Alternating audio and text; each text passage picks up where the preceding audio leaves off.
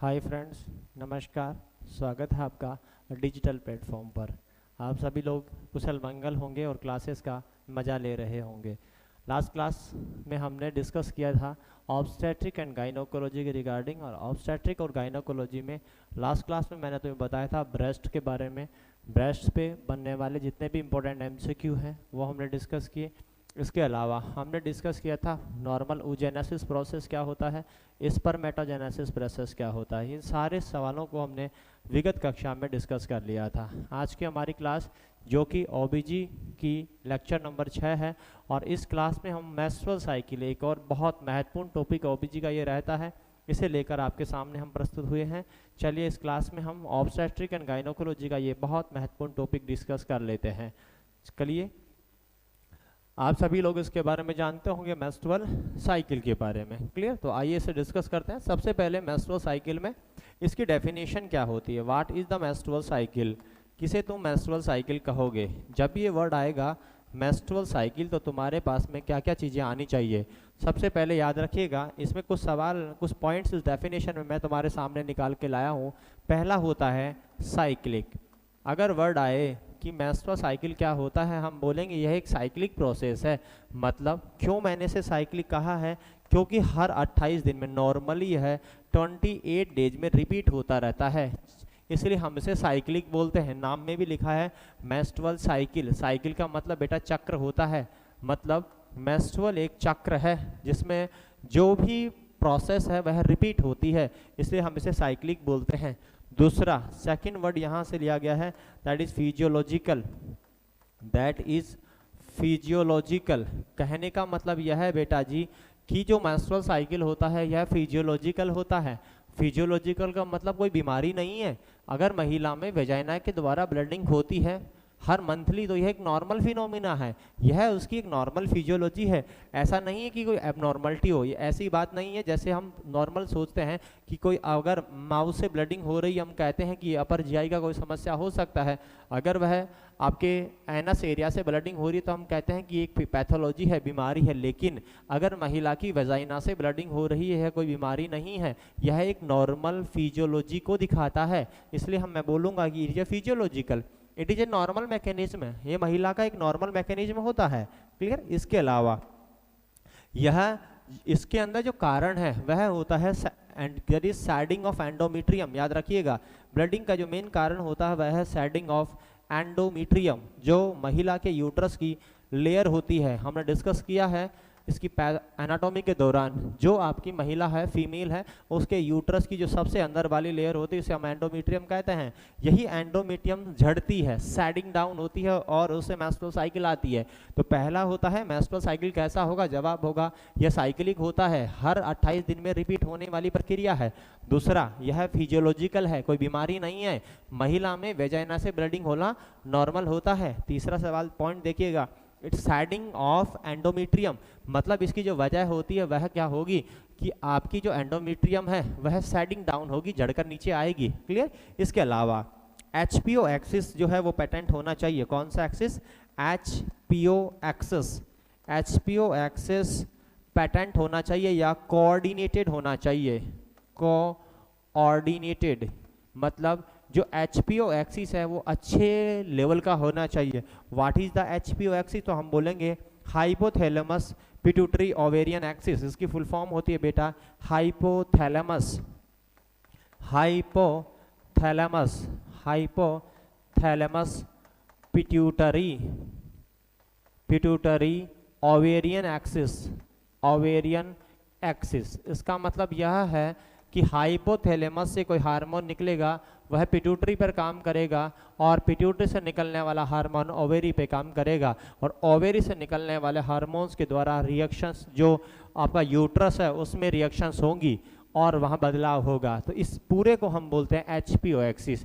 जब ये सभी बातें सही हैं तो हम एक डेफिनेशन बोलेंगे कि मेंस्ट्रुअल साइकिल की डेफिनेशन निकल कर आएगी हमारे सामने। हम कहेंगे menstrual cycle is a normal psychological process. Normal, sorry psychological नहीं बेटा, sorry physiological. Normal cyclic physiological process in which blooding occurs through the vagina due to the shedding of endometrium by the HPO axis. जो HPO axis है उसके प्रभाव की वजह से जो ब्लडिंग हो रही है वह क्या कहलाती है? तो तुम्हारा जवाब होगा, इसे हम ही मेंस्ट्रुअल साइकिल कह देते हैं। तो जब भी बेटा जी मेंस्ट्रुअल साइकिल की डेफिनेशन तुम्हारे सामने आएगी, ये सारे शब्द तुम्हारे पास आने चाहिए। What is menstrual cycle? तुम कहोगे ये साइक्लिक होता है, तुम कहोगे ये फिजियोलॉजिकल होता है, तुम कहोगे इसमें एंडोमेट्रियम की शेडिंग होती है। तुम्हारा जवाब होगा कि HPO एक्सिस नॉर्मल होना चाहिए। क्लियर? तो इस डेफिनेशन को मैंने टुकड़ों में तोड़कर आपके सामने लिखा।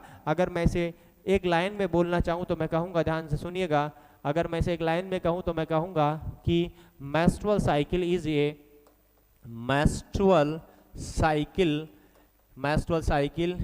इज ए नॉर्मल फिजियोलॉजिकल, मतलब कोई बीमारी नहीं है, नॉर्मल फिजियोलॉजिकल साइक्लिकल यानी जो हर चक्र के हिसाब से चलती है, साइक्लिकल वेजाइनल ब्लडिंग, यहाँ वेजाइना से ब्लडिंग होती है, vaginal bleeding occurs due to shedding of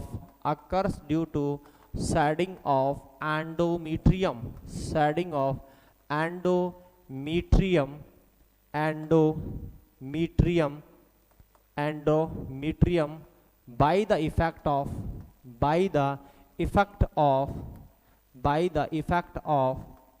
HPO axis. This is a complete definition of the menstrual cycle. क्या क्या बातें मैंने तुम्हें बताई, जो मैंने तुम्हें पहले समझाया था।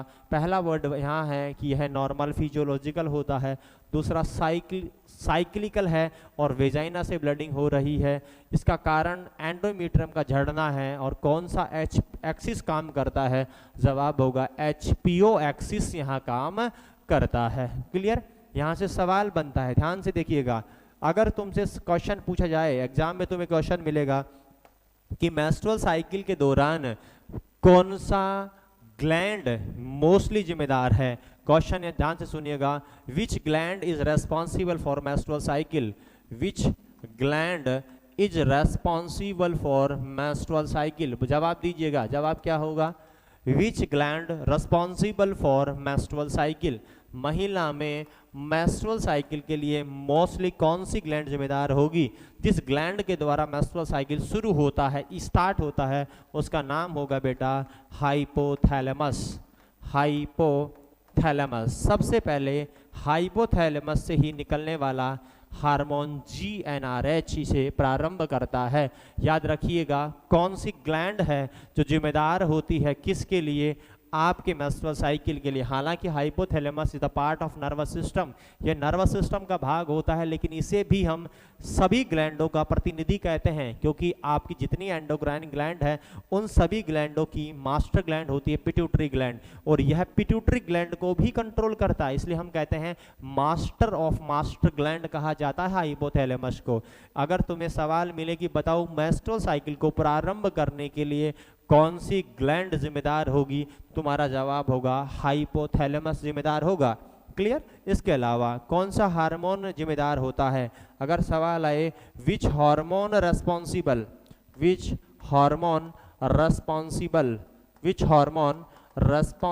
फॉर इनिशिएशन ऑफ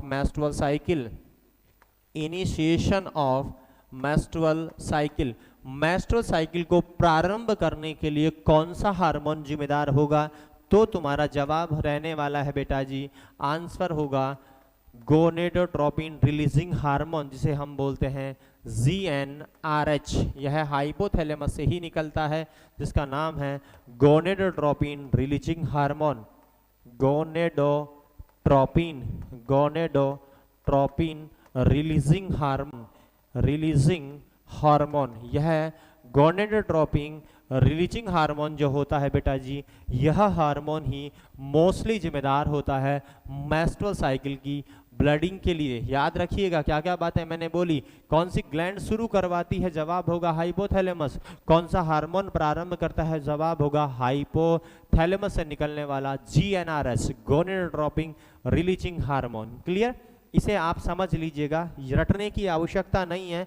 जब आप हमसे पढ़ रहे हैं तो आपको बिल्कुल समझ में आना चाहिए, रटने की कोई आवश्यकता नहीं है। इसके लिए मैं आपको एक लॉजिक बता रहा हूँ, उसका नाम है HPO एक्सिस। इसे समझिएगा आप, ये क्या होता है, आपको सब कुछ समझ में आएगा।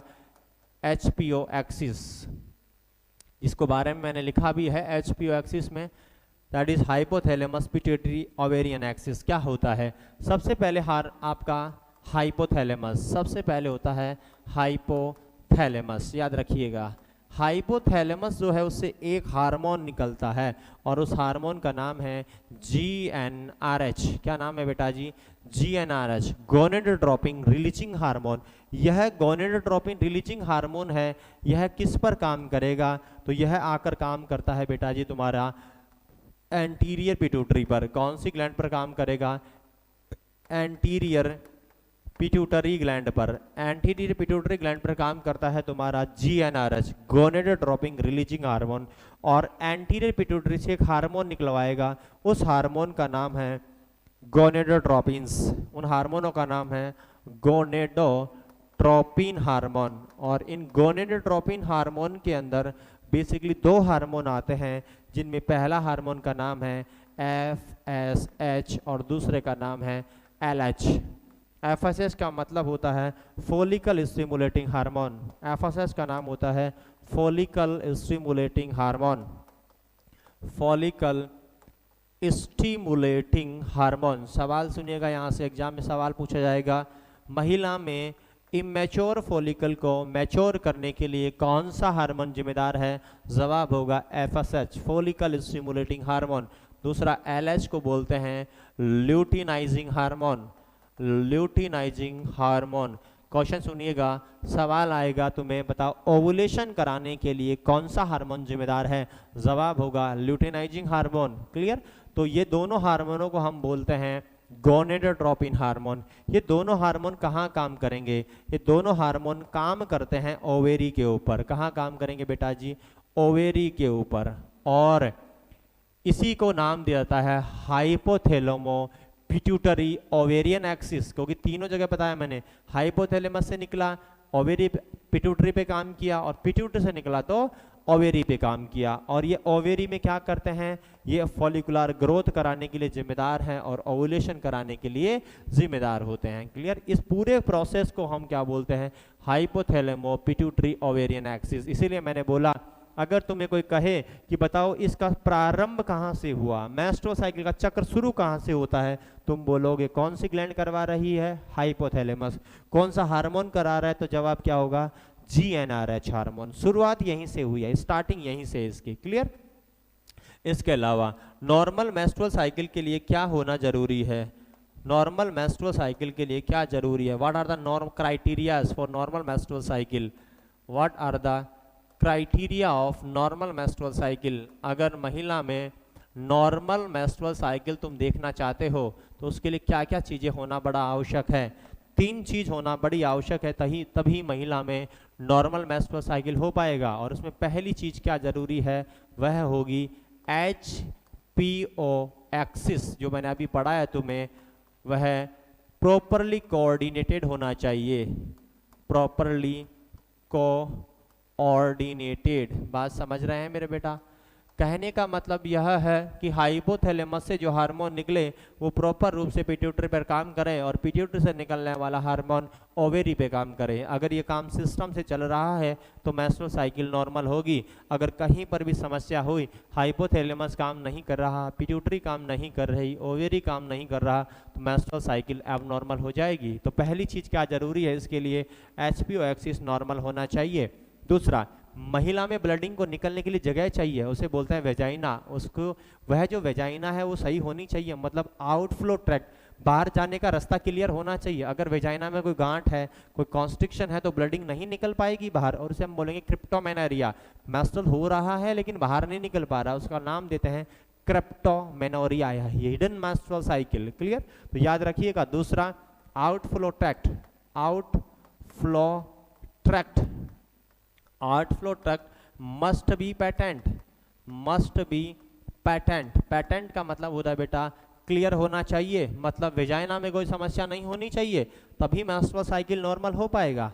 तीसरी बात, मेंस्ट्रुअल साइकिल के लिए आपकी ओवेरी से निकलने वाले जो हार्मोन हैं जो आके यूट्रस पे काम करेंगे, और यूट्रस की कौन सी पे, एंडोमीट्रियम लेयर के ऊपर। तो हमारा तीसरा पॉइंट बनता है कि जो एंडोमीट्रियम है उसके ऊपर आपकी ओवेरी से निकलने वाले हार्मोन बराबर काम कर रहे हो। क्लियर? तो हम बोलेंगे कि endometrium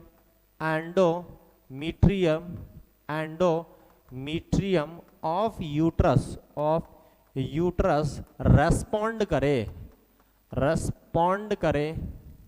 respond towards ovarian hormone,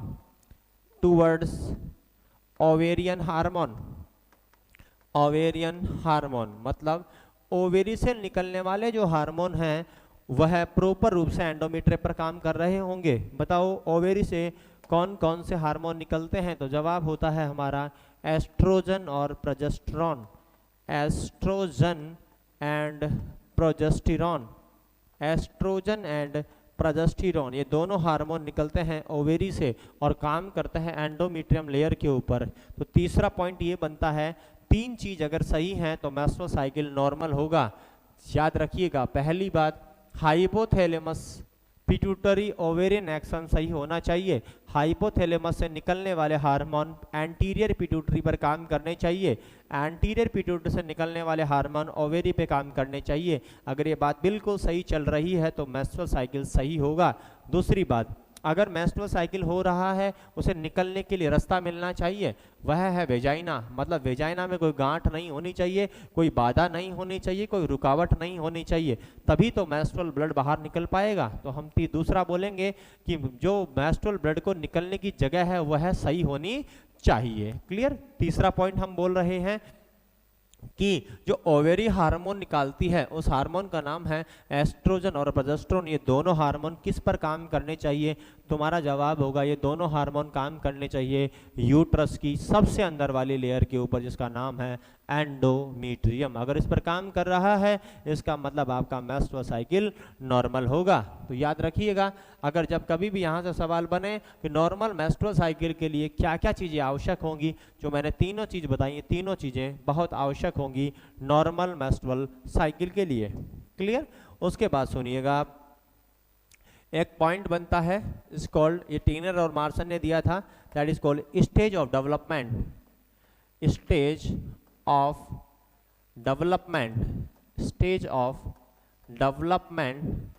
of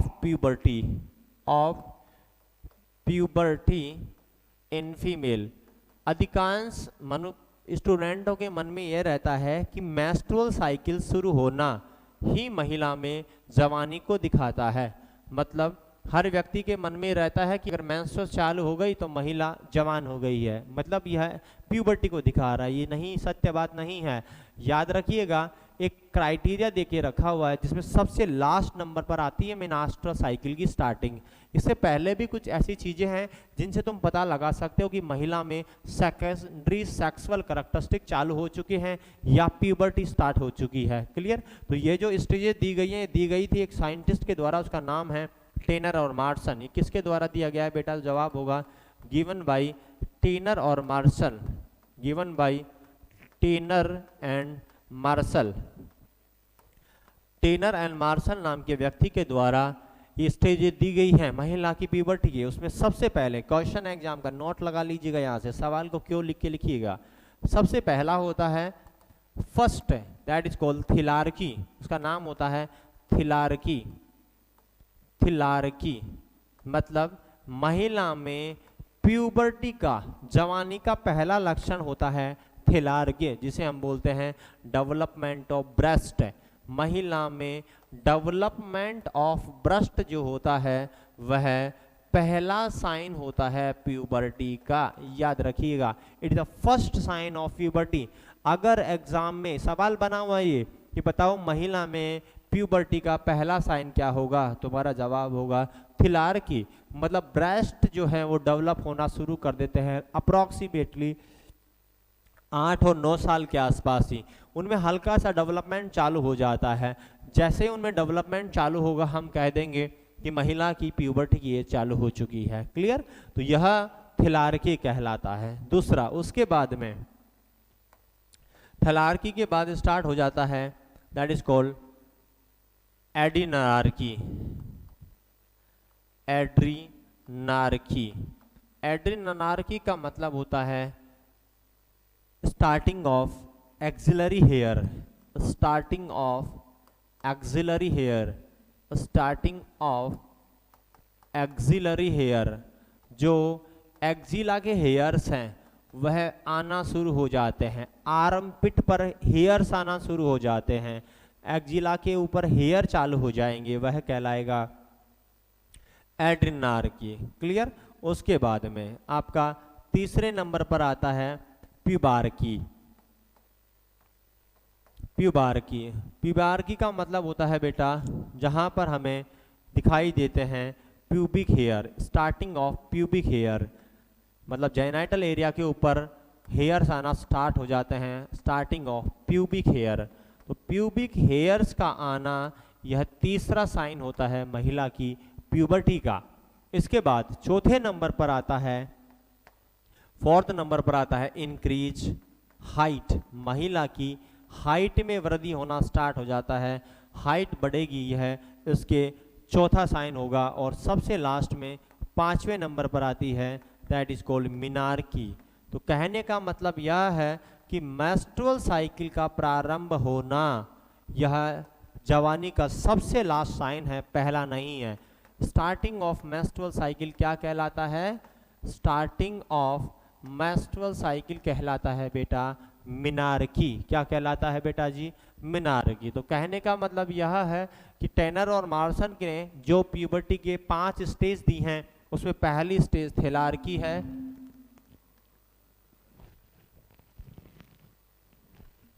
दूसरी स्टेज वहां से होती है तुम्हारी जहां एड्रीनार्की देखने को मिलेगा, तीसरी जो स्टेज है वह आपकी प्यूबिक हेयर है तो प्यूबार्की होती है, और उसके बाद हाइट में वृद्धि होती है, और सबसे लास्ट मिलती है मिनार्की। क्लियर? तो ध्यान दीजिएगा, टेनर और मार्शल के हिसाब से जो हमें स्टेजेस दी गई हैं उसमें पहले नंबर पर कौन सी? महिला की जवानी का पहला लक्षण क्या होगा? थिलार्की। दूसरा लक्षण क्या होगा?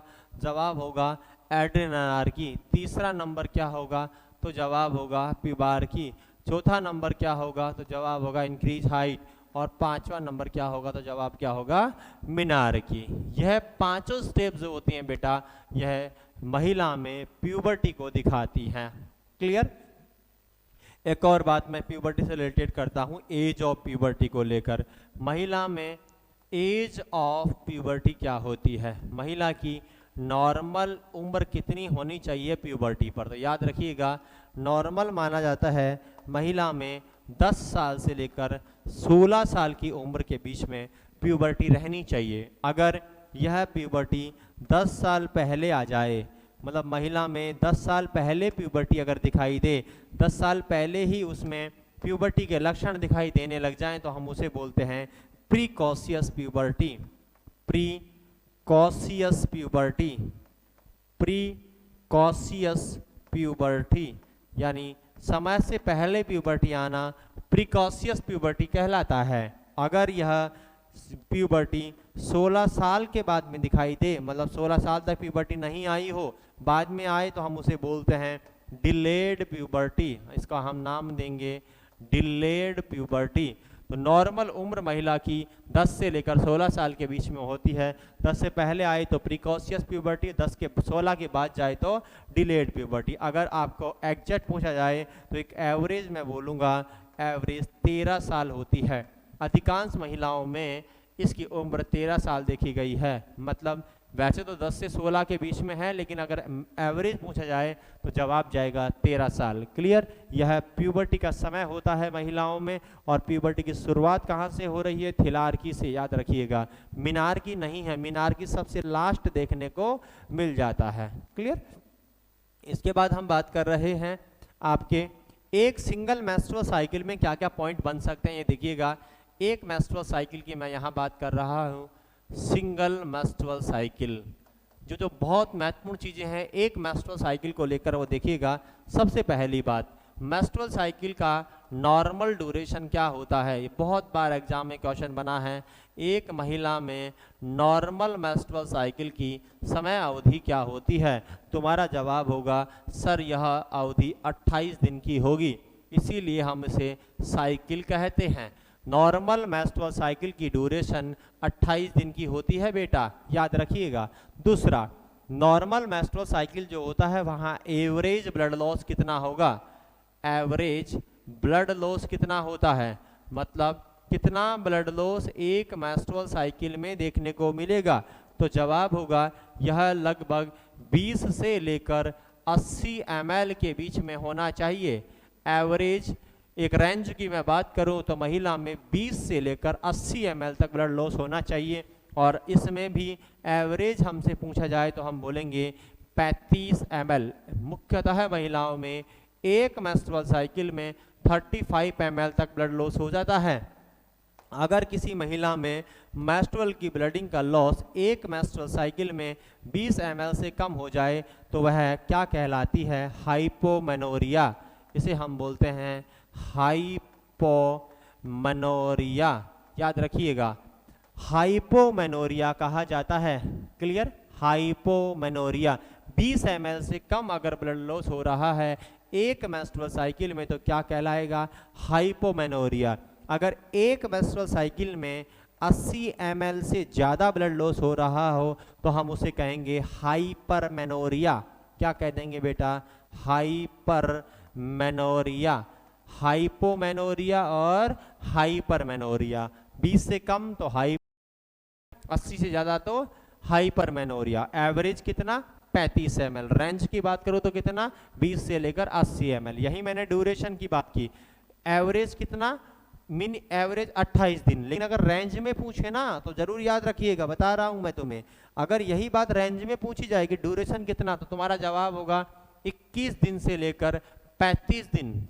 अगर यही बात रेंज में पूछी जाए बेटा, याद रखना है मेंस्ट्रुअल साइकिल नॉर्मल 21 दिन से लेकर 35 दिन के बीच में आ सकता है। अगर यह 20 दिन से यानी 21 दिन से कम चला गया हो, मतलब अगर मेंस्ट्रुअल साइकिल 21 दिन से कम आ रहा हो, 21 दिन से कम समय पर रिपीट हो रहा हो, तो टोटल मेंस्ट्रुअल साइकिल बढ़ जाएंगे, हम उसे बोलेंगे पोलीमेनोरिया। इसका नाम होगा पोलीमेनोरिया। अगर याद रखिएगा, अगर मेंस्ट्रुअल की ड्यूरेशन 21 दिन से कम हो गई ही है, मतलब हर मेंस्ट्रुअल साइकिल 21 दिन के बाद आ रहा है, तो वह पोलीमेनोरिया कहलाएगा। अगर मेंस्ट्रुअल साइकिल 35 दिन से ज़्यादा हो रहा है, मतलब 36 दिन 40 दिन पर आ रहा है, तो हम उसको नाम देंगे बेटा ओलिगोमेनोरिया। इसको नाम देंगे ओलिगोमेनोरिया, याद रखिए। क्लियर? तो नॉर्मल एक मेंस्ट्रुअल साइकिल के कुछ डेटा मैं तुम्हें बता रहा हूँ। नॉर्मल रेंज पूछी जाए कि बताओ एक मेंस्ट्रुअल साइकिल में समय अवधि क्या होगी, आप बोलोगे एवरेज 28 दिन। रेंज की बात करें 21 दिन से लेकर 28 दिन। अगर 21 दिन से कम जा रहा है तो पोलीमेनोरिया हो जाएगा, 35 से ज़्यादा जा रहा है तो ओलिगोमेनोरिया हो जाएगा। दूसरा शब्द मैंने यहाँ से बोला है मेंस्ट्रुअल ब्लीडिंग को लेकर नॉर्मल कितना ब्लड लॉस होना चाहिए। रेंज की बात करूं तो 20 से लेकर 80 ml होना चाहिए, और अगर एवरेज बात करूंगा तो 35 ml। 20 से कम जा रहा है तो क्या बोलेंगे?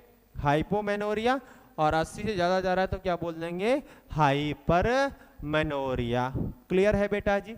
इसके अलावा ध्यान दीजिएगा, इसके अलावा नेक्स्ट पॉइंट मैं तुम्हें बता रहा हूँ यहीं से कि नॉर्मल मेंस्ट्रुअल जो ब्लड होता है उसके बारे में। क्लियर? जो मेंस्ट्रुअल ब्लड है, साइकिल नहीं, मेंस्ट्रुअल ब्लड की मैं बात कर रहा हूँ। मेंस्ट्रुअल जो ब्लड होता है उसमें क्या क्या चीज़ें होती हैं, याद रखिएगा। मेंस्ट्रुअल ब्लड में होगा तुम्हारा shedded endometrium, shedded endometrial cell, मतलब जो एंडोमीट्रियम की सेल है झड़ी हुई वो इसमें होती हैं। इसमें प्रोस्टाग्लैंडिन पाया जाता है। प्रोस्टाग्लैंडिन, एक मेंस्ट्रुअल साइकिल में तुम्हें प्रोस्टाग्लैंडिन भी दिखाई देंगी, वहाँ से कुछ प्रोस्टाग्लैंडिन रिलीज होते रहते हैं, वो यहाँ दिखाई देंगे। तो सेडेड एंडोमीट्रियम इसमें रहती हैं, कुछ प्रोस्टाग्लैंडिन रहते हैं, कुछ डेड सेल्स भी पाई जाती हैं, कुछ मरी हुई डेड सेल्स यहाँ दिखाई देंगी। ये सब कुछ एक मेंस्ट्रुअल के जो ब्लड तुम्हारा आ रहा है उसमें कैसा होता है, तो तुम्हारा जवाब होगा शेडेड एंडोमेट्रियल सेल्स होती हैं, प्रोस्टाग्लैंडिन होता है और डेड सेल इसमें पाई जाती हैं। ये सारी चीजें इसमें दिखाई देंगी तुम्हें। क्लियर। एक और विशेष बात मैं तुम्हें बता रहा हूं, याद रखिएगा, जो तुम्हारा मेंस्ट्रुअल ब्लड होता है यह मेंस्ट्रुअल ब्लड डार्क कलर का होता है, डार्क रेड कलर का। यह डार्क रेड कलर का होता है, डार्क रेड कलर का मेंस्ट्रुअल ब्लड होता है। और यह जो मेंस्ट्रुअल ब्लड है यह जब तुम इसको एक्सपेल आउट होने के बाद देखोगे कि नॉर्मल एनवायरनमेंट के अंदर हम जब नॉर्मल हमारा जो ब्लड होता है, नॉर्मल बॉडी का जो ब्लड होता है वो बाहर निकलने के बाद क्लोट हो जाता है।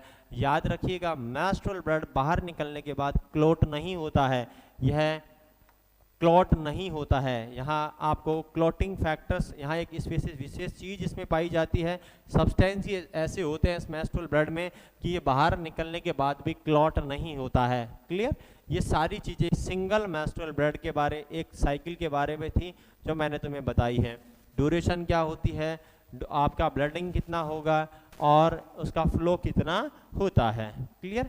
अब हम बात कर रहे हैं इसका सबसे महत्वपूर्ण पहलू, जहाँ से सबसे ज़्यादा इंपॉर्टेंट एमसीक्यू डेवलप होते हैं, और वह है फेज। मेंस्ट्रुअल साइकिल की फेज क्या है? फेज ऑफ मेंस्ट्रुअल साइकिल, मतलब मैंने कहा कि मेंस्ट्रुअल साइकिल एक चक्र होता है, तो चक्र का मतलब इस चक्र में कुछ स्टेज होंगी, तो उस स्टेजेस कौन कौन सी इसमें होती हैं, कितनी स्टेज से मेंस्ट्रुअल साइकिल गुजरता है। तो याद रखिएगा, मेंस्ट्रुअल साइकिल जो होता है उसमें 2 ऑर्गन प्रभावित होते हैं, मोस्टली 2 ऑर्गनों में ये साइकिल चलती है। टोटल 5 फेज इसकी होती हैं, और इन 5 फेजों के अंदर तुम्हारे टोटल कितने ऑर्गन प्रभावित होंगे, तो तुम्हारा जवाब होगा 2 ऑर्गन। एक होता है ओवेरी, मतलब एक ओवेरी पे चलती है, और दूसरी तुम्हारा होता है यूट्रस, मतलब यूट्रस में चलेंगी कुछ फेज तो, और कुछ फेज चलेंगी तुम्हारी ओवेरी के अंदर। क्लियर। जो फेज ओवेरी में चलती हैं उसमें टोटल 2 फेज होती हैं। यहाँ पहली फेज होती है बेटा ओवेरी में, उसका नाम है फॉलिकुलर फेज। पहली फेज होती है उसका नाम है फॉलिकुलर फेज, और दूसरी फेज जो होती है ओवेरी में जिसको चलती है उसका नाम होता है ल्यूटियल फेज।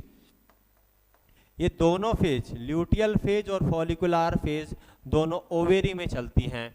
इनकी समयावधि भी होती है, याद रखिएगा। फॉलिकुलर की समयावधि होती है 6 से लेकर 14 दिन की, मतलब इस साइकिल में 6 से लेकर 14 दिन के दौरान फॉलिकुलर फेज चल रही होती है ओवेरी में, और 15 से लेकर 28 दिन तक इसी ओवेरी के अंदर ल्यूटियल फेज चल रही होती है। दूसरी तरफ जो यूट्रस है तुम्हारा, इसमें 3 फेज चलती हैं बेटा। पहली फेज होती है यूट्रस की, उसका नाम होता है ब्लडिंग फेज। पहली फेज का नाम है ब्लडिंग फेज, मतलब पहली फेज में मेंस्ट्रुअल ब्लडिंग देखने को मिल जाता है, और इस ब्लडिंग फेज के अंदर जो समय अवधि है वह होती है 1 से लेकर 5 दिन। नॉर्मल 1 से 5 दिन तक ब्लडिंग फेज चल रही होती है। दूसरी फेज इसकी होती है बेटा, उसका नाम है प्रोलिफरेटिव फेज। दूसरी फेज का नाम है प्रोलिफरेटिव फेज, प्रोलिफरेटिव फेज। दूसरी फेज जो होती है वह कहलाती है प्रोलिफरेटिव फेज, और तीसरी फेज कहलाती है सिक्रेटरी फेज। तीसरी फेज कहलाती है सिक्रेटरी फेज। मतलब टोटल मेंस्ट्रुअल साइकिल में 5 फेज होती हैं, एक चक्र में 5 फेज देखने को मिलेंगी। पहली याद रखिएगा 2 फेजेस गुजरती हैं तुम्हारे कहाँ, ओवेरी में, और 3 फेज गुजरती है तुम्हारे यूट्रस में। क्लियर। समयावधि देखिएगा, फॉलिकुलर फेज 6 से लेकर 14 दिन के बीच चलती है, ल्यूटियल फेज 15 से लेकर 28 दिन के बीच में चलती है। वहीं मैं बात करूं यूट्रस के अंदर, तो याद रखिएगा यूट्रस की ब्लडिंग फेज में 1 से 5 दिन तक ब्लडिंग फेज चल रही होती है। प्रोलिफरेट की समय अवधि लगभग 6 से लेकर 14 दिन की होती है, और जो तुम्हारा सिक्रेटरी फेज होता है यह 15 से लेकर 28 दिन का होता है। मतलब कहने का यह है बेटा कि टोटल मेंस्ट्रुअल साइकिल को अगर मैं देखूंगा तो टोटल मेंस्ट्रुअल साइकिल के अंदर हमें टोटल कितनी फेज नजर आएंगी, तो तुम्हारा जवाब होगा मेंस्ट्रुअल साइकिल में 5 फेज होती हैं। क्लियर। चलिए सबसे पहले हम बात करने वाले हैं पहली फेज। मैं स्टार्ट कर रहा हूँ फर्स्ट फेज और उस फेज का नाम है फॉलिकुलर फेज। फॉलिकुलर फेज पहली फेज है फॉलिकुलर फेज। इस फेज को देखिएगा फॉलिकुलर फेज। इस फेज के दौरान क्या होता है, इसमें होगा क्या, याद रखिएगा यहाँ पर इमेच्योर फॉलिकल मैच्योर हो जाते हैं। याद रखिएगा इमेच्योर फॉलिकल्स, जो इमेच्योर फॉलिकल हैं जो महिला की ओवेरी में बने हुए थे, ये इमेच्योर फॉलिकल्स क्या हो जाते हैं बेटा, मैच्योर हो जाते हैं। मतलब यह है कि जो छोटे छोटे फॉलिकल्स थे, याद रखिएगा ऐसे बहुत छोटे छोटे फॉलिकल्स हैं, ये छोटे छोटे फॉलिकल्स बड़े होना स्टार्ट कर देते हैं। ओवेरी में जो छोटे छोटे फॉलिकल्स थे ये क्या होना स्टार्ट हो जाएंगे, बड़े बड़े होना स्टार्ट हो जाएंगे। मतलब फॉलिकल्स जो हैं वो बढ़ना स्टार्ट कर देते हैं। और इसे बढ़ाने के लिए कौन सा हार्मोन जिम्मेदार होगा, FSH।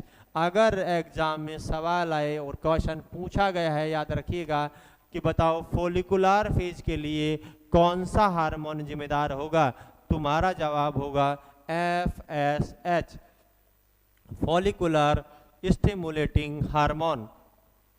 कौन सा हार्मोन बेटा,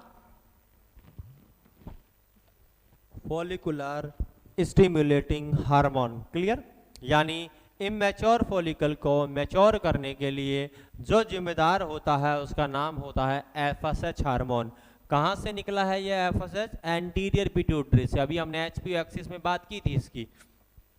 यह महिला की ओवेरी में पड़े हुए इमेच्योर छोटे छोटे फॉलिकल को मैच्योर बना देता है। मतलब इस फेज के दौरान क्या होता है, जो महिला की ओवेरी में छोटे छोटे अंडे थे वो साइज में बड़े होने लग जाते हैं। और बड़े करने के लिए कौन सा हार्मोन जिम्मेदार होगा, जवाब होता है FSH, follicle stimulating hormone. Clear. इसके बाद क्या होता है, इन फॉलिकल्स में से एक फॉलिकल बहुत ज़्यादा बड़ा हो जाता है। एक और बात मैं तुम्हें बता रहा हूं, याद रखिएगा, बहुत महत्वपूर्ण बात ये कह रहा हूं मैं तुम्हें। ये जो फॉलिकल्स होते हैं ना, इमेच्योर फॉलिकल, ये कभी भी एस्ट्रोजन सिक्रेट नहीं करते हैं। याद रखिएगा, नॉट सिक्रेट एस्ट्रोजन। इनके द्वारा एस्ट्रोजन नाम का हार्मोन सिक्रेट नहीं होता है। अदरवाइज आप सुनिए, अगर इनसे एस्ट्रोजन हार्मोन निकलता, अगर महिला की ओवेरी में जो इमेच्योर फॉलिकल हैं, अगर ये इमेच्योर फॉलिकल एस्ट्रोजन हार्मोन निकाल रहे होते तो महिला तो पैदा होते समय ही जवान होती, क्योंकि उसकी ओवेरी में प्राइमरी फॉलिकल, इमेच्योर फॉलिकल तो पहले से रहते हैं। उनकी संख्या तो सबसे ज़्यादा तब होती है जब वो माँ के पेट में होती है। मैंने तुम्हें पढ़ाया है 7 मिलियन होती है संख्या उनकी जब वो 20 वीक पर होते हैं। कहने का मतलब यह है कि महिला में हार्मोन बचपन में नहीं बन रहा। क्यों? क्योंकि वो फॉलिकल जो बने हैं ओवेरी में वो हार्मोन नहीं निकाल रहे हैं।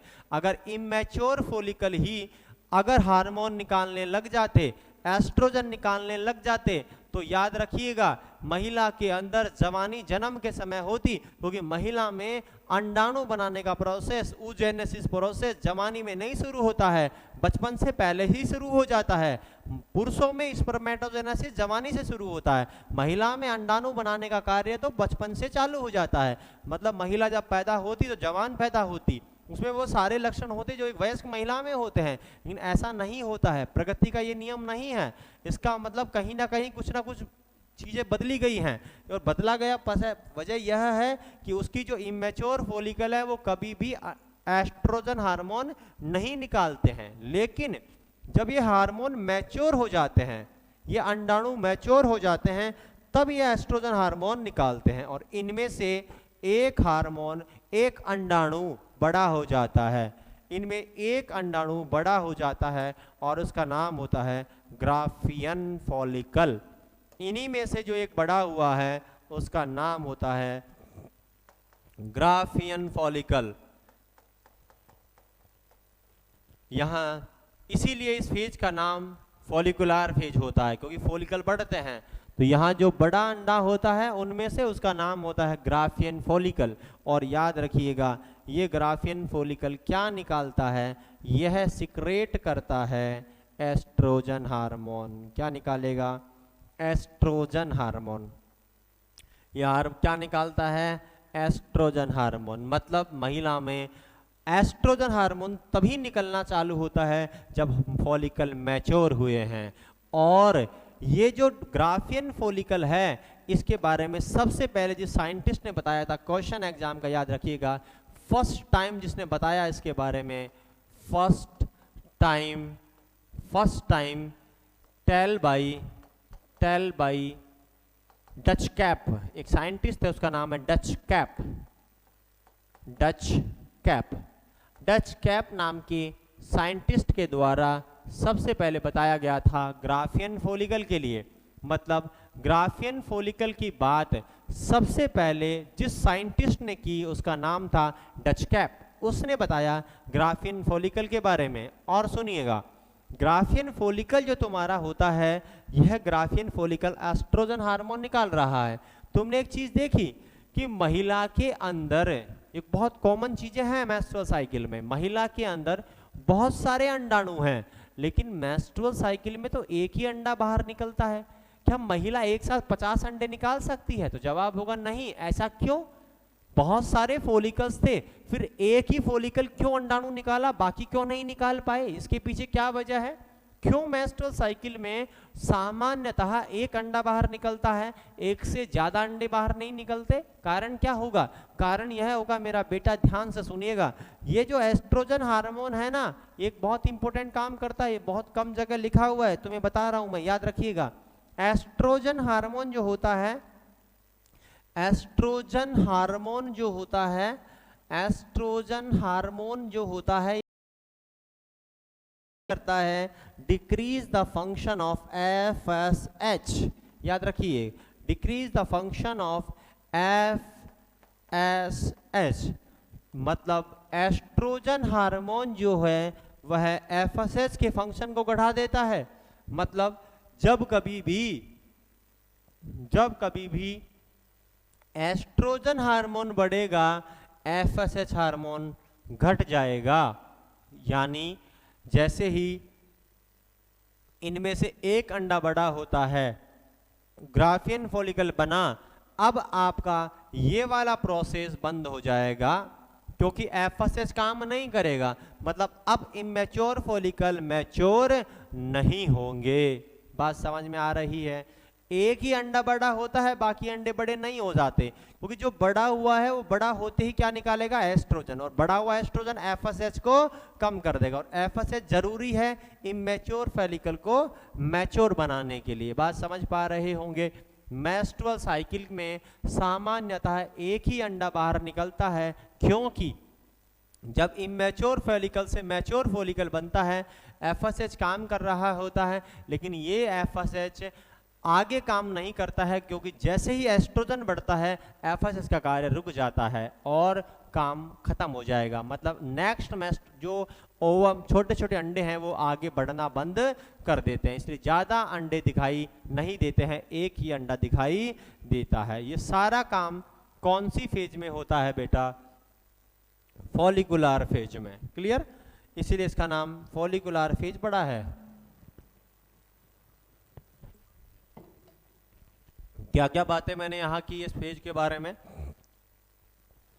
यह जो फेज है तुम्हारी फॉलिकुलर फेज, यहाँ इमेच्योर फॉलिकल से मैच्योर फॉलिकल बनते हैं। मैच्योर करने के लिए FSH हार्मोन जिम्मेदार है, फॉलिकल स्टिमुलेटिंग हार्मोन। जो इमेच्योर फॉलिकल हैं वो एस्ट्रोजन का निर्माण नहीं करते हैं। मैच्योर फॉलिकल में एक जो बड़ा हो जाता है उसी का नाम ग्राफियन फॉलिकल होता है। इस ग्राफियन फॉलिकल के बारे में सबसे पहले किसने बताया था? डच कैप नाम के साइंटिस्ट ने बताया था। और ये जो ग्राफियन फॉलिकल है, मैच्योर फॉलिकल है, वो क्या निकालता है? एस्ट्रोजन। जब एस्ट्रोजन हार्मोन बढ़ जाता है तो FSH हार्मोन घट जाएगा।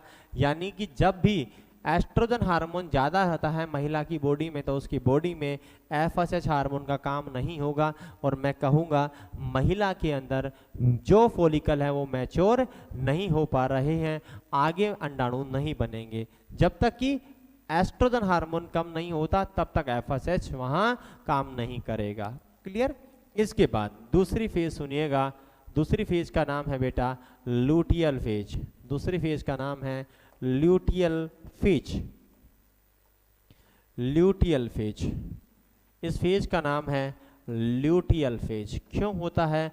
क्योंकि यहाँ क्या बनेगा, यहाँ कार्पस ल्यूटियम बनती है, इसलिए इसका नाम ल्यूटियल फेज होता है। इसका कारण है due to development of corpus luteum, due to development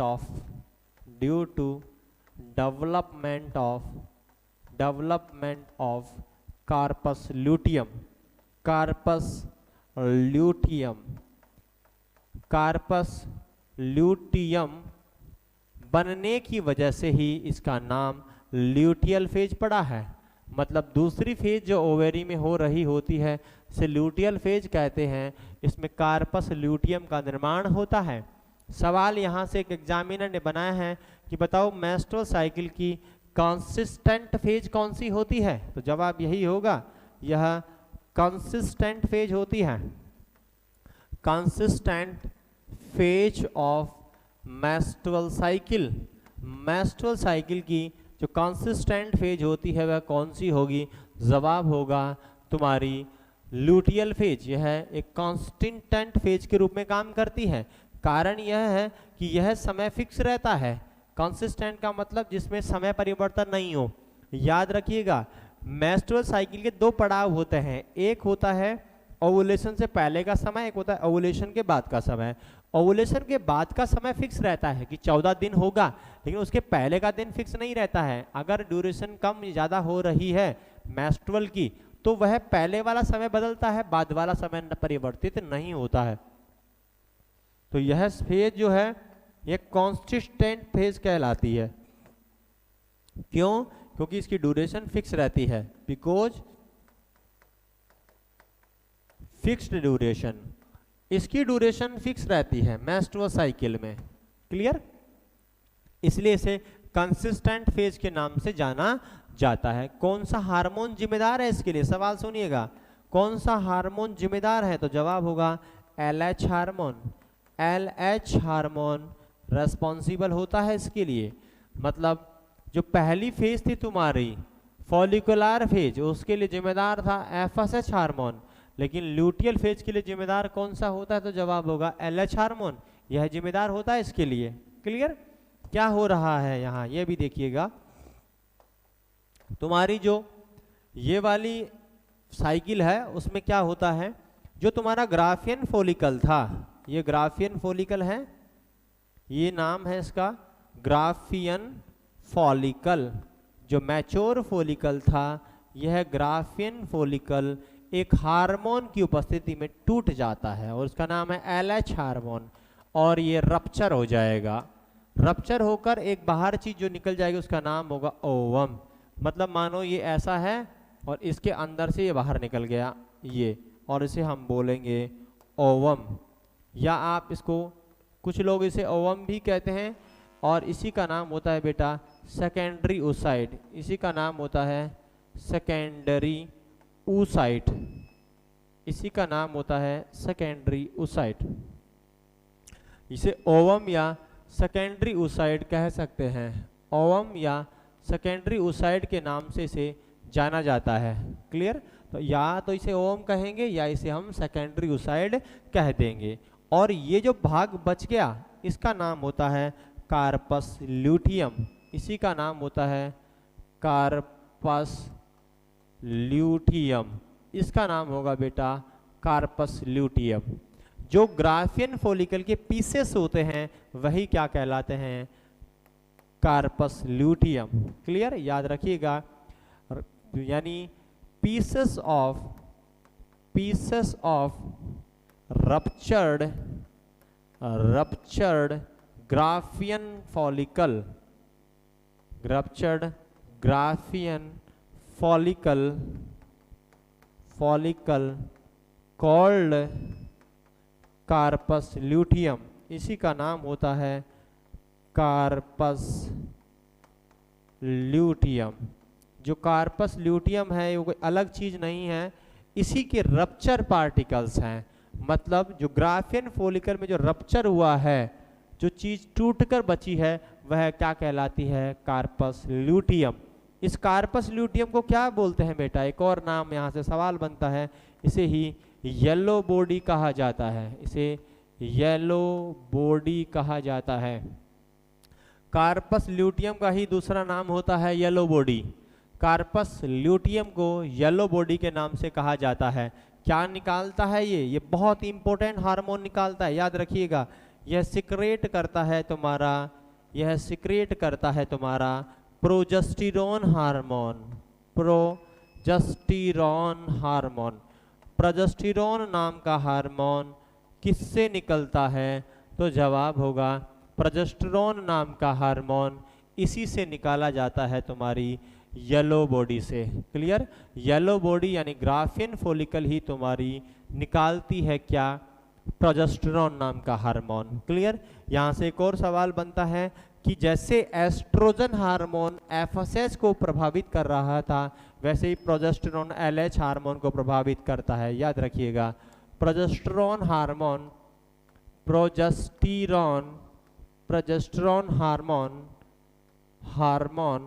affect करता है, अफेक्ट टू एलएच हार्मोन, यानी कि ल्यूटिनाइजिंग हार्मोन को यही प्रोजेस्टेरोन हार्मोन प्रभावित करता है। प्रोजेस्टेरोन हार्मोन ल्यूटिनाइजिंग हार्मोन को प्रभावित करने का कार्य करता है। क्लियर? यानी इसके द्वारा, प्रोजेस्टेरोन हार्मोन के द्वारा एलएच ल्यूटिनाइजिंग हार्मोन को प्रभावित किया जाता है। क्लियर? और ये जो तुम्हारी कार्पस ल्यूटियम बनी है, यह कार्पस ल्यूटियम प्रोजेस्टेरोन हार्मोन निकालने का कार्य कर देती है। प्रोजेस्टेरोन क्या करता है? तो प्रोजेस्टेरोन को प्रेगनेंसी मेंटेनिंग हार्मोन बोलते हैं। याद रखिएगा, प्रोजेस्टेरोन की कार्य होते हैं, यह डिक्रीज करता है यूट्राइन कॉन्ट्रैक्शन को, यह डिक्रीज करता है यूट्राइन कॉन्ट्रैक्शन को। मतलब अगर यूट्राइन कॉन्ट्रैक्शन को कम करना होगा तो बॉडी में कौन सा हार्मोन होना चाहिए? Progesterone hormone. अगर प्रोजेस्टेरोन महिला की बॉडी में नहीं है, याद रखिएगा, उस समय उसे अबॉर्शन हो सकता है, और अगर अबॉर्शन हुआ समस्या बढ़ जाएगी। यानी कि प्रोजेस्टेरोन को इसी वजह से बोलते हैं प्रेगनेंसी मेंटेनिंग हार्मोन। इसी का नाम होता है बेटा pregnancy maintaining hormone. Pregnancy maintaining hormone इसे कहा जाता है, क्योंकि यह प्रेगनेंसी को मेंटेन करने का काम करता है। प्रेगनेंसी को बनाए रखने की वजह से इसका नाम होता है प्रेगनेंसी मेंटेनिंग हार्मोन। क्लियर? कौन से हार्मोन को बोलते हैं बेटा? प्रोजेस्टेरोन हार्मोन का ही नाम होता है प्रेगनेंसी मेंटेनिंग हार्मोन, और यह यूट्राइन कॉन्ट्रैक्शन को कम करने का काम करता है। क्लियर? क्या होगा इसके बारे में भी सुनिएगा, इसका क्या फ्यूचर होता है, इसका फ्यूचर क्या होगा? Future of corpus luteum, future of corpus luteum. तुम्हारी जो कार्पस ल्यूटियम है उसका फ्यूचर क्या रहने वाला है, ध्यान से देखिएगा। कार्पस ल्यूटियम के दो फ्यूचर बनते हैं। क्लियर? यानी इसका भविष्य क्या होगा, दो चीजों पे डिपेंड करेगा। पहला, if fertilization not occur, मतलब एक तो वह अवस्था है जब ये जो निकला हुआ अंडा है उसका फर्टिलाइजेशन नहीं होता है, और दूसरी अवस्था है इफ फर्टिलाइजेशन occur, दूसरी अवस्था में फर्टिलाइजेशन हो जाता है, इफ फर्टिलाइजेशन occur। क्लियर? दो अवस्थाएं हैं, पहली अवस्था में फर्टिलाइजेशन नहीं हुआ है और दूसरी में फर्टिलाइजेशन हो गया।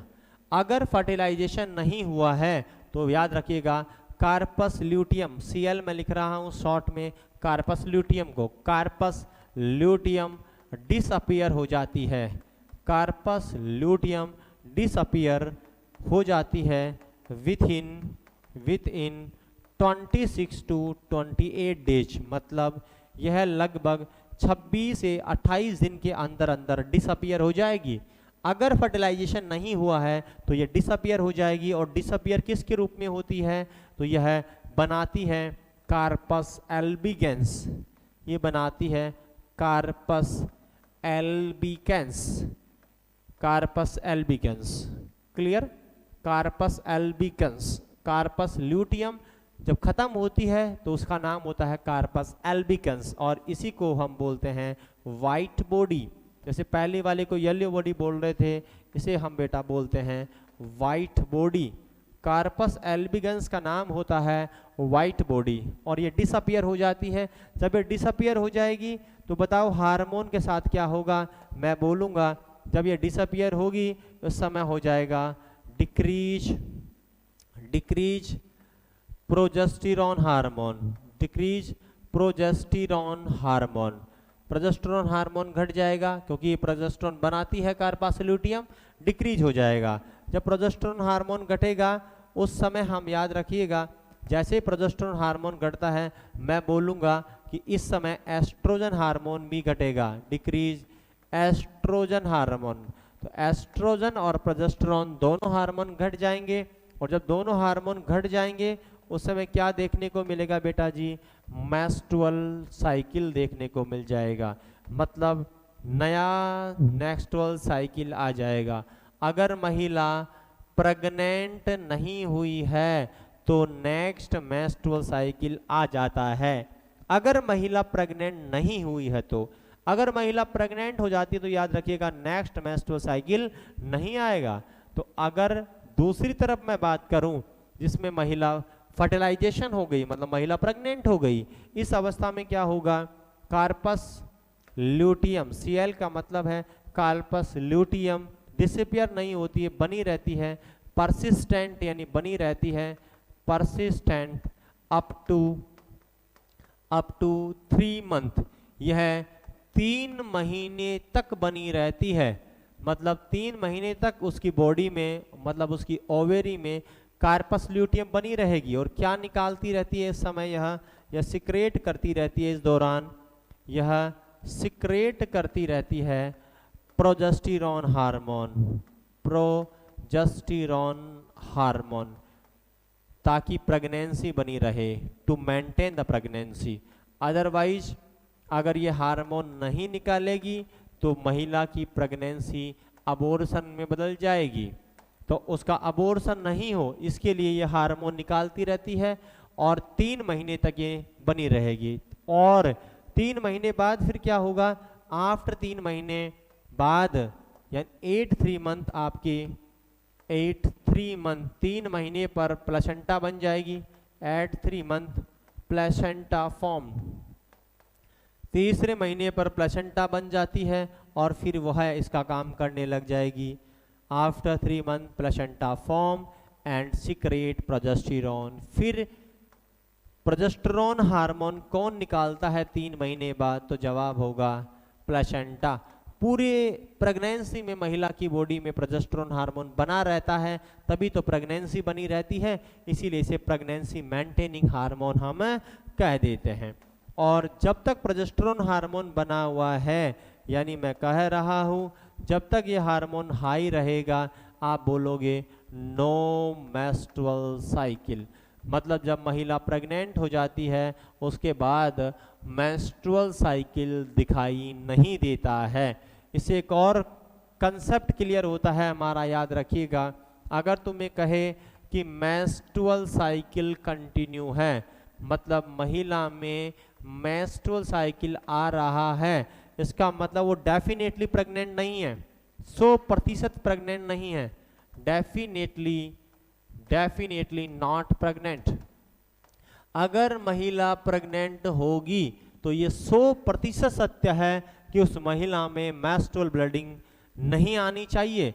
अगर मेंस्ट्रुअल ब्लीडिंग आ रही है तो यह 100% सत्य बात है कि अगर मेंस्ट्रुअल साइकिल आ रहा है, इसका मतलब महिला इस समय प्रेग्नेंट नहीं है। क्लियर। अगर मैं बोलूं कि मेंस्ट्रुअल साइकिल नॉट कंटिन्यू, अगर मेंस्ट्रुअल साइकिल कंटिन्यू नहीं है, नॉट कंटिन्यू मतलब अगर मेंस्ट्रुअल साइकिल नहीं आ रहा है लगातार, इसका मतलब कंफर्म तो नहीं है लेकिन चांस ऑफ प्रेगनेंसी है।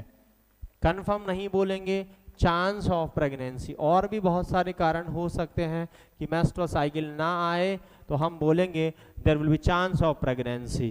क्लियर। लेकिन अगर मेंस्ट्रुअल साइकिल आ रहा है तो मैं 100% कहूंगा कि महिला प्रेग्नेंट नहीं है।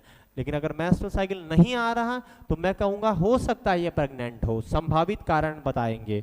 क्लियर। आगे फिर जांच करवानी होगी कंफर्मेटिव के लिए तो, और फिर कंफर्म होगा। क्लियर। तो ये सभी बातें तुम्हारी किस से संबंधित थी बेटा? तो तुम्हारा जवाब होगा ये जो भी बातें मैंने की है वो कौन सी फेज से संबंधित मैंने बात की है बेटा? That is known as your luteal phase. Clear. आज की क्लास में हमने क्या क्या डिस्कस किया एक बार देखिएगा। मेंस्ट्रुअल साइकिल को मैंने प्रारंभ किया है तुम्हारे लिए। सबसे पहले मैंने बोला है मेंस्ट्रुअल साइकिल के अंदर कि मेंस्ट्रुअल साइकिल की डेफिनेशन क्या होती है। आज की क्लास में पहला टॉपिक यही था, मेंस्ट्रुअल साइकिल क्या होता है। क्लास नंबर 6 में एक बार जल्दी से क्विक रिव्यू देखिएगा। ये साइक्लिक है, ये फिजियोलॉजिकल है, इसमें एंडोमेट्रियम झड़ती है और एचपीओ एक्सिस काम करता है। क्लियर। यही डेफिनेशन में मैंने लिखा। फिर मैंने बताया कौन सा ऑर्गन या ग्लैंड पहले प्रभावित होती है, स्टार्ट करने के लिए जिम्मेदार होती है हाइपोथैलेमस। कौन सा हार्मोन जिम्मेदार होता है? जीएनआरएच। एचपीओ एक्सिस मैंने तुम्हें समझाया, इसका मतलब क्या होता है? हाइपोथैलेमस से निकला हार्मोन जीएनआरएच एंटीरियर पिट्यूटरी पर काम करेगा, फिर एफएसएलएच निकालेगा, फिर ओवेरी पे काम हो जाएगा। इसे हम क्या बोलते हैं बेटा? तो तुम्हारा जवाब होगा इसी का नाम एचपीओ एक्सिस होता है। दूसरा हमने डिस्कस किया यहीं से कि बताओ जो तुम्हारा मेंस्ट्रुअल साइकिल होता है उसका क्या क्राइटेरिया होगा। नॉर्मल मेंस्ट्रुअल साइकिल के लिए क्या क्या चीजें जिम्मेदार होती हैं? तो मैंने बताया एचपीओ एक्सिस प्रॉपर्ली कोऑर्डिनेटेड होना चाहिए, आउटफ्लो तक बढ़िया होनी चाहिए और एंडोमेट्रियम रेस्पॉन्ड करनी चाहिए। मतलब एंडोमेट्रियम पर एस्ट्रोजन और प्रोजेस्टेरोन हार्मोन काम करने चाहिए।